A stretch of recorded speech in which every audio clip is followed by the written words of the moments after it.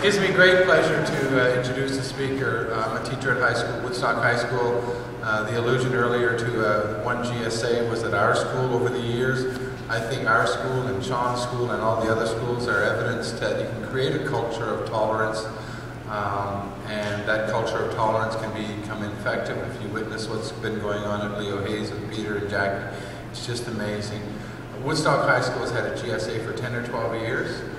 About 3-4 years ago, I was excited to, in fact, just to embarrass her a little bit, 5 years ago, I was at the graduation for middle school in Woodstock, and this young woman won all the awards, I believe, for grade 8, you were student of the year or something, and you know, she stood up and this smile just infected us, and I said, "Who is that child?" And the next year, she was at the high school, so very quickly after she arrived at the high school, she joined our GSA and became an active participant in the GSA, a leader in the GSA. And she's going to tell you an interesting story because of her actions. Global media was focused on my school a couple of years ago, and I'll let Hannah tell you that story. So she told me what to say next. She said, "This is all you need to say, don't embarrass me." She said, "I'd like to introduce you to Hannah Steeves, a grade 12 student at Woodstock High School, a member of the Woodstock High School Lady Thunder hockey team, a long-standing member of the GSA, recently accepted into St. Thomas University, and will be a resident full-time in Fredericton next year." Without any further ado, I'd like to introduce you to Hannah Steeves.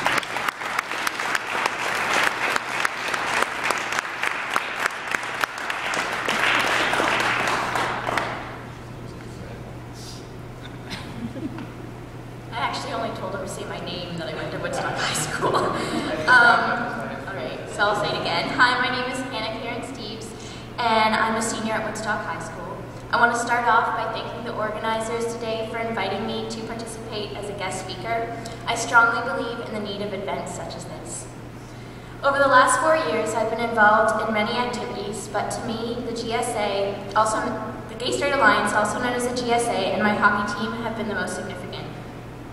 The support from the GSA, hockey, and friends made an unforgettable difference in my life and the life of others. I've been a member of the Woodstock Lady Thunder team since grade 9 and the WHS GSA since grade 10. My hockey team considers ourselves more than a team, but a family. And in grade 10, that was really put to the test. I joined the GSA because my mom raised me to believe everyone is equal, and the GSA is a group that supports and spreads that message. Over the years, we've had many fundraisers and spoke at multiple events, sharing our belief in equality. One event we participated every year and organize at our school is the Day of Silence. The Day of Silence is a national movement that brings attention to the silence faced by lesbian, gay, bisexual, transgender, and questioning teens. Our silence for one day echoes the silence they face every day. Every year at our school, the students participate in the Day of Silence by taking a pledge not to speak. One of our students made rainbow surgical masks to cover our mouths. Some people wore tape, and everyone wears a card around their neck which explains the purpose of our silence. So that if they ask us what we're doing, we can simply point to our card, allowing them to think about the voices they're not hearing. One of the most recent events, which was mentioned earlier, was the first ever conference for LGBTQ students and their allies that was held last year at UNB. It was the first time in New Brunswick history that gay students and their friends could come together to learn in workshops, get to know each other, and just know that there were lots more kids out there just like them. It was amazing for me to see all the gay and lesbian students dancing together without the fear of being bullied or harassed. 2 years ago, my roles in the GSA and on my hockey team merged when two of my very close friends and teammates shared with us that they were lesbians. For myself and the rest of the team, it was no big deal. They were our best friends, no matter who they loved.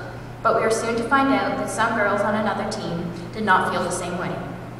One team in particular was especially hostile to my good friends, and therefore to my whole team. Among the slurs and epitaphs, one girl told my friend that they were a disgrace to their families, that the world would be a better place if they were dead. Even thinking about it now and then, to have someone say that to my best friend makes me want to cry. I can't even imagine how it must have felt for them. As time went on, the harassment was not only emotional but physical. And when we played them, it was as if the girls had targets on their backs. But it was not only the two girls they attacked, but our whole team, saying our entire team was lesbians. There was one incident when a girl checked me and I fell on her. She screamed, "Get off me, you dyke," as if I had fallen on her on my own accord.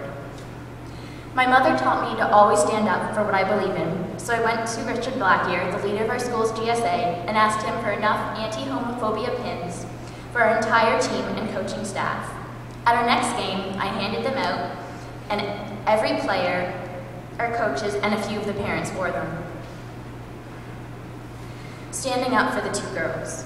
Then, at one of our tournaments, we were standing at opening ceremonies, and another team asked us why we were wearing the buttons. We explained, and then they asked where they could get some, where their team went through the same sort of bullying. So everyone on my team took off our buttons and handed them over to the other team, sharing our pride. Then, of course, I ran back to Mr. Blackier and asked for a whole bunch more pins. At the end of my grade 10 year, I got a letter informing me that our team had won the New Brunswick Human Rights Award. I was ecstatic, to say the least. And from the day I received that letter, everything just exploded. There were tons of stories about us in the newspapers. News shows came and interviewed us. We were even presented with 2 more awards: the Most Influential Women in Sport and Physical Activity One to Watch Award, and in the Injustice in the Community Award. All for something we were just doing because it's what we thought was right. We weren't looking for awards, exposure, or praise. We just wanted to help our friends. But this recognition from doing just what we thought was right has not only helped our friends and spread awareness, but it started a change. The school whose team once harassed us now has their own Gay Straight Alliance, and they've even had a girl on their hockey team feel safe enough because of that change to come out herself. Former captain of the UNB cross-country team, Jason McDonald, once said, "As a young guy, it's a decision. Do I want to be gay or do I want to be an athlete?" I feel and hope that our contribution has taken us closer to people being able not to have to choose between what they want to be and who they are. That people are just simply people, no matter who they love.